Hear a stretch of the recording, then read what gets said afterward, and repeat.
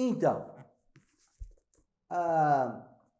eu quero começar essa meditação lendo Mateus capítulo 22, versos 36 até o 40. Então, Mateus 22, 37 a 40. Diz assim: Respondeu-lhe Jesus: Amarás o Senhor teu Deus de todo o teu coração, de toda a tua alma e de todo o teu entendimento. O segundo, semelhante a este, é: amarás o teu próximo como a ti mesmo. Destes dois mandamentos dependem toda a lei e os profetas. Esta é uma palavra, nós já até conversamos sobre isso, porém em outro assunto que nós estávamos focalizando, né? Mas todos vocês sabem, se olharem o contexto aqui, onde esse versículo aparece, nós vemos que isto foi uma interrogação que fizeram a Jesus a respeito do grande mandamento, né? Os fariseus, os doutores da lei, aqueles que estavam por trás do sistema religioso e que era também um sistema político sobre Israel, estava ali perguntando a Jesus, na realidade com o objetivo de confrontá-lo, qual que era o grande, o mais importante dos mandamentos que a lei revelava para o povo de Israel. E Jesus responde que é o amor a Deus. Na realidade, o que Jesus estava ali dizendo era como que nós, como ser completo que Deus havia criado, e isso está lá em Gênesis no capítulo 1, que fala sobre isso, né? Façamos o homem à nossa imagem, conforme a nossa semelhança, né? Então Deus nos criou conforme Ele é, conforme a imagem dele. Então tudo que existe em mim, que existe em você, existe porque Deus criou como Ele é. Então isso já nos dá aqui um parâmetro muito importante para que nós consideremos, né? E aqui ele fala: amarás o Senhor teu Deus de todo o teu coração. Refere-se à atitude, refere-se a livre-arbítrio, e vários de vocês já me ouviram conversando sobre isso. Aí ele fala de toda a tua alma, que refere-se às nossas emoções, todos os nossos sentimentos, e que a Bíblia também dá um entendimento de que a carne ou as paixões estão dentro deste parâmetro, né? A alma. E também de todo o teu entendimento, que é a parte cognitiva, a inteligência. Em algumas outras traduções, como também esse versículo aparece no Velho Testamento, fala de todas as tuas forças, né? E isso mostra esse lado da inteligência. Deus nos criou com livre-arbítrio, todo o coração, com sentimentos, alma, e também com inteligência. Isto faz parte do nosso ser. E aí, quando ele fala, o grande mandamento é: ame o Senhor teu Deus com todo o teu ser. Seria essa a tradução mais adequada para este versículo. Mas ele não para por aí. Ele diz: este é o grande e primeiro mandamento. O segundo, semelhante a este, é: amarás o teu próximo como a ti mesmo. Destes dois mandamentos dependem toda a lei e os profetas. O segundo, semelhante a este, é: amarás o teu próximo como a ti mesmo. É este ponto aqui, este verso, verso 39, que vai ser o teor, né, deste tempo que nós estaremos caminhando junto neste mês de fevereiro, tá? Essas 4 semanas que nós estaremos meditando na palavra, juntos nós vamos nos ater principalmente sobre o significado deste verso 39. Amarás o teu próximo como a ti mesmo. E aí, nesse contexto, o meu objetivo é começar com a focalização sobre o amor que temos para conosco mesmo. Você se ama? Esta é uma boa pergunta e que muitas pessoas estão hoje esquivando-se dela. Não conseguem responder da maneira correta essa pergunta. Você se ama? Por quê? Se toda a lei e os profetas resume-se exatamente nessa declaração que Jesus faz aqui, ame o teu próximo como você ama a si mesmo.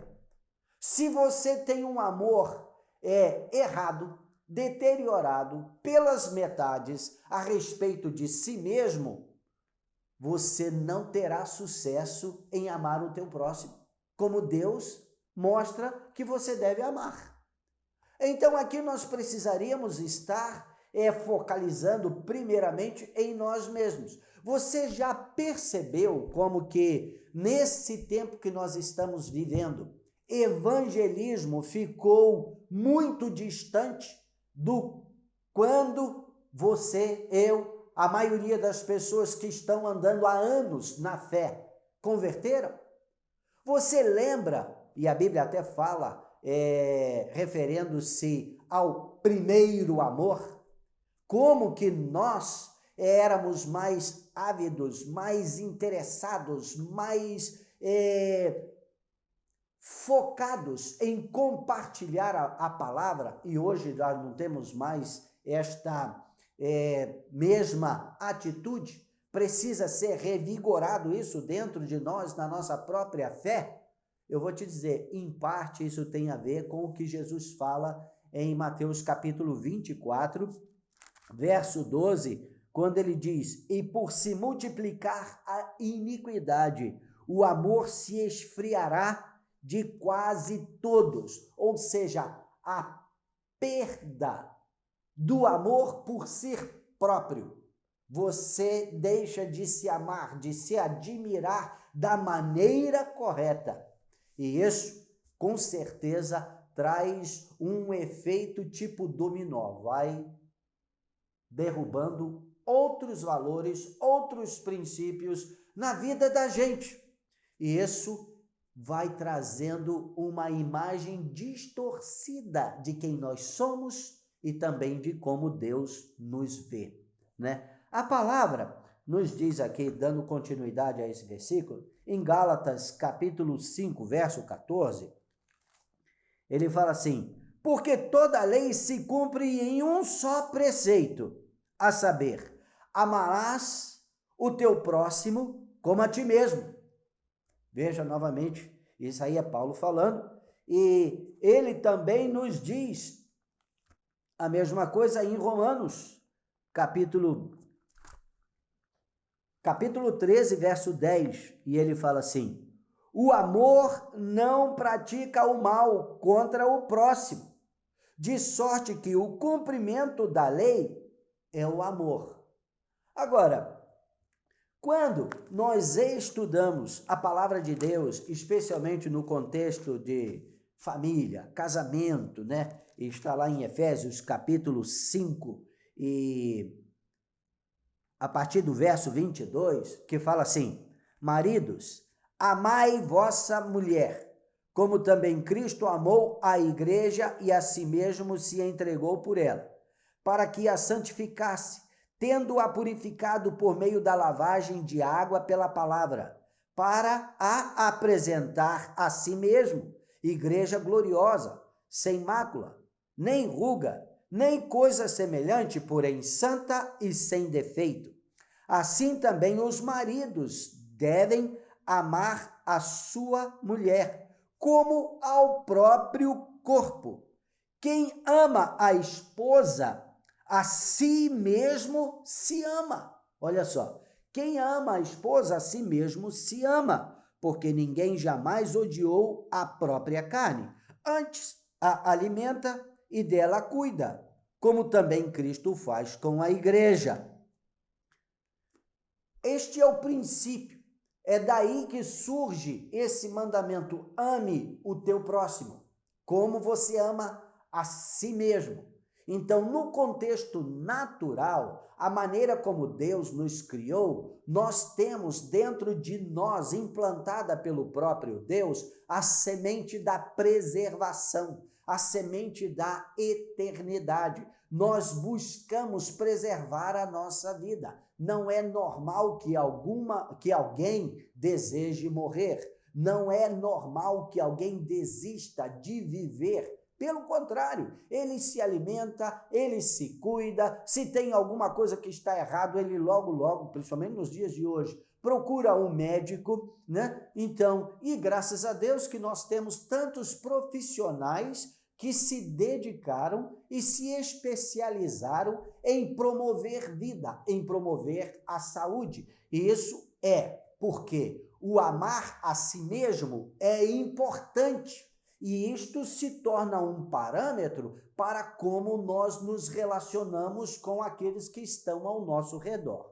Mas, e se o amor a nós mesmos estiver bichado, deteriorado?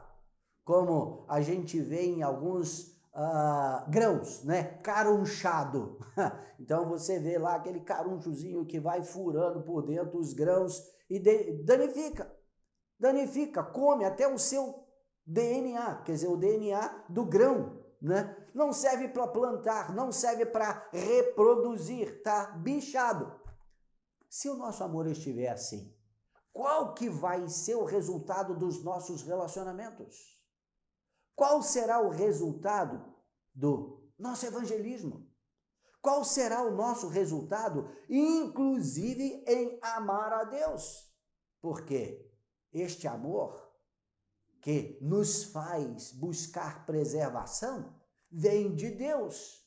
Deus é amor, né? E o parâmetro que ele estabelece para os nossos relacionamentos é esse contexto de amor. E a gente vê, por exemplo, Efésios capítulo 5, que diz lá: sede, pois, imitadores de Deus, como filhos amados, e andai em amor, como também Cristo nos amou e se entregou a si mesmo por nós, como oferta e sacrifício a Deus em aroma suave. Então você vê que a plataforma principal da vida, dos nossos relacionamentos, da família, do nosso relacionamento com Deus, ou seja, vertical, de todos os relacionamentos que temos ao nosso redor, ou seja, horizontal, tem uma mesma base, o mesmo fundamento, que é amor, né? Então, neste contexto, realmente nós precisamos valorizar-nos. O Salmo 139 chama a nossa atenção para essa realidade. Diz assim, a partir do verso 13, fala assim: pois tu, referindo-se a Deus, né? Formaste o meu interior, tu me teceste no seio de minha mãe. Graças te dou, visto que por modo assombrosamente maravilhoso me formaste. As tuas obras são admiráveis, e a minha alma o sabe muito bem. Os meus ossos não te foram encobertos quando no oculto fui formado e entretecido, como nas profundezas da terra. Os teus olhos me viram, a substância ainda informe. Deus viu, Deus me criou, Deus te criou. E como diz aqui o salmista, né, numa maneira assim poética, porque salmos, né, é principalmente poesia, ele diz: graças te dou, visto que por modo assombrosamente maravilhoso me formaste. Você consegue ver-se através desse prisma? Você consegue ver como que você tem valor? Você consegue perceber como você é especial, como que Deus te formou de uma maneira esplêndida? Como que você se enxerga? É dessa forma?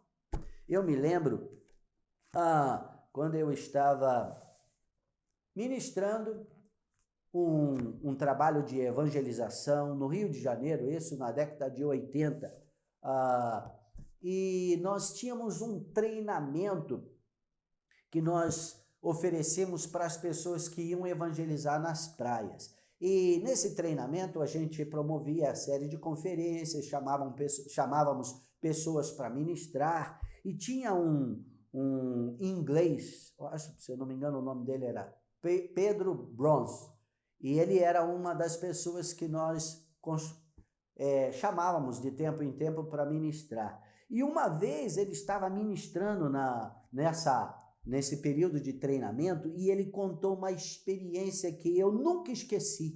Ele disse que ele estava passeando na praia de Copacabana, no meio de centenas de pessoas que estavam ali, e ele curtindo a natureza, curtindo a praia, curtindo o ambiente, e de repente ele falou: puxa Deus, como que eu sou amado, como que eu sou especial, como que o Senhor me ama, olha onde eu estou, nesse lugar todo com tantas pessoas, mas o Senhor tem olhos só para mim.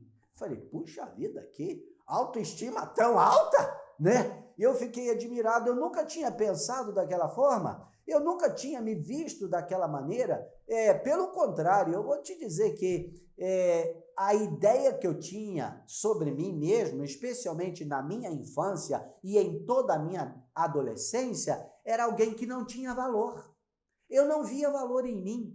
Para te falar a verdade, eu nem gostava de quem eu era. E eu vou te dizer, eu não era uma boa bisca, eu não era uma boa pessoa. Eu tinha tantas coisas ruins dentro de mim que eu odiava. Mas isso não tem nada a ver como eu fui criado. Não tem nada a ver com a maneira como Deus me viu, como que Deus me criou e me formou no ventre da minha mãe. Os olhos de Deus para mim eram diferentes da maneira como eu olhava para mim mesmo. E a primeira coisa que aconteceu quando eu tive um encontro assim pessoal com Jesus, e foi a minha conversão, e eu já tinha 17 anos, foi eu declarar: Deus, me muda, porque eu nem gosto de mim mesmo. Então o Senhor tem que me mudar. E eu vou te dizer que ao entender o amor de Deus por mim, essa situação mudou. Eu comecei a ver valor em mim mesmo. E deixa eu confessar aqui uma coisa para vocês que aconteceu várias vezes comigo. Várias vezes eu cheguei diante do espelho, olhei bem dentro dos meus olhos, refletido no espelho, e disse: Gilberto, você é um cara legal. Você é bom. Você é amado por Deus. Você tem valor. Eu ministrando a mim mesmo, ministrando a minha alma, ministrando as minhas emoções. Eu me via, porque eu não pensava assim de mim mesmo. Então isso foi gradativamente sendo restaurado na minha vida. E em parte foi a compreensão, o entendimento de que graças te dou, visto que por modo assombrosamente maravilhoso o Senhor me formou. O Senhor me entreteceu, me teceu, me construiu no ventre da minha mãe. Olha, é verdade que a queda trouxe um desastre neste mundo todo. E tantas coisas fugiram totalmente. Para falar a verdade, todas as coisas na natureza fugiram totalmente daquilo que era o plano inicial de Deus quando nos criou perfeitos. à sua imagem, conforme a sua semelhança, em santidade, para vivermos em santidade e estendermos neste mundo debaixo da nossa liderança, como você vê lá em Gênesis capítulo 1, capítulo 2, em parceria, ou seja, submissos a Deus soberano, criador de todas as coisas, sustentador da vida. Era para que este universo todo fosse um reflexo total da natureza de Deus, da glória de Deus, da santidade de Deus. Mas isso foi corrompido por causa da escolha de andar de forma independente de Deus, que nós conhecemos como a queda, no capítulo 3 de Gênesis, né? Então, mas não era para ser assim. Porém, o mais poderoso que eu vejo na continuação da vida e que até hoje reflete em mim, em você, em cada pessoa que nós encontramos na rua é: ainda mantemos o DNA de Deus em nós. Ou seja, a imagem e semelhança de Deus ao nos criar, que foi colocado lá. Isto é um valor eterno. Não tem como roubar isso, não tem como tirar isso, não tem como cancelar isso. Por mais que nós sejamos deteriorados pelo pecado ou por este mundo caído, que verdadeiramente, como diz a Bíblia, jaz no maligno, todo ser, mesmo aqueles que já desceram numa escala de degradação tão vertiginosa, e hoje você olha para aquela pessoa e quase não reconhece como um ser humano. Eu vou te dizer, é possível que ela seja restaurada. Por causa de quê? Por causa do DNA do Criador que ela carrega consigo. E isso torna-a possível de ser restaurada, de ser transformada, de ser redimida pelo poder de Deus e por aquilo que Jesus já fez lá no Calvário.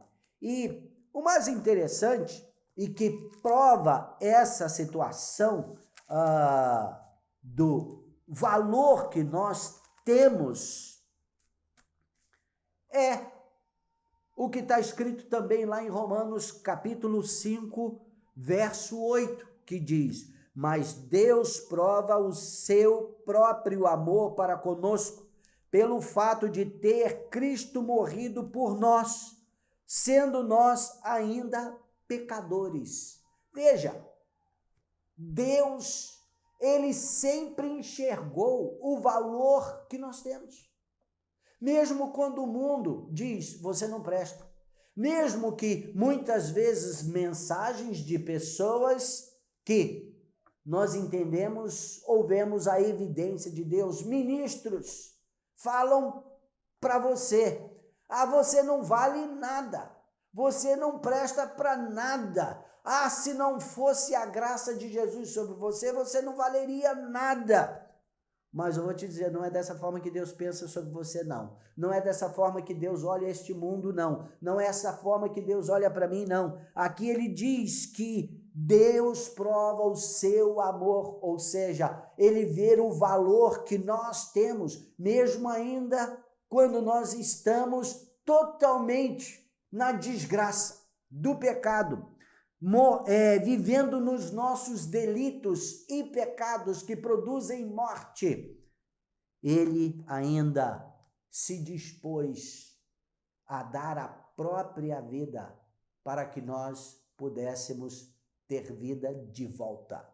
Ou seja, o plano original vencer o que agora está prevalecendo e transformar-nos, ou seja, levar-nos de volta aquilo que ele sempre sonhou por mim, por você e por toda a humanidade. Se você não tivesse valor algum, não prestasse para nada, isso não teria acontecido. João capítulo 3, verso 16, não estaria na Bíblia. Deus amou o mundo, ou seja, cada indivíduo no mundo, todos que nascem, de tal forma que deu a si próprio para resgatá-los. É porque você tem valor. É um valor imensurável. É um amor que nós não podemos contabilizar. Tanto que a Bíblia fala que o amor de uma vida, ou seja, o valor de uma vida, de uma alma, é maior do que o mundo inteiro. Ou seja, maior de tudo aquilo que já foi criado. E para falar a verdade, tudo aquilo que Deus criou, que é bom, que expressa a sua beleza, expressa a sua natureza, é como presente para agradar aquele a quem ele colocou um valor imensurável. Isso inclui você. Como que você tem se olhado no espelho? Qual é a imagem que você tem visto? Qual é o sentimento que você tem por si próprio? Agora, entenda, amor não é a mesma coisa que paixão. Muitas pessoas hoje estão vivendo uma paixão por si próprio, paixão pelo seu próprio corpo. Mas essa paixão, como toda paixão, não produz vida, produz vaidade, produz morte, é um caminho de morte. Como Provérbios, capítulo 14, verso 12, já nos adverte. Há caminhos que ao homem parece direito, mas o seu fim são caminhos de morte. A paixão é um caminho de morte. Então, quando você se ama, tem uma coisa que você vai fazer, vai se cuidar da maneira correta. Quando você se ama, você não vai permitir que paixões dominem a sua vida ou o seu corpo. E nós temos a orientação de Paulo sobre isso, né? Por exemplo, 1 Coríntios capítulo 6, verso 12, ele diz: todas as coisas me são lícitas, mas nem todas convêm. Só o amor, o verdadeiro amor, não a paixão, consegue discernir isso. E ele continua: todas as coisas me são lícitas, mas eu não me deixarei dominar por nenhuma delas. A paixão é que gera domínio, escravidão. O amor, não. No capítulo 10 de 1 Coríntios, verso 23, ele repete esse discurso, porém de uma maneira um pouquinho diferente. Ele diz: todas as coisas são lícitas, mas nem todas convêm.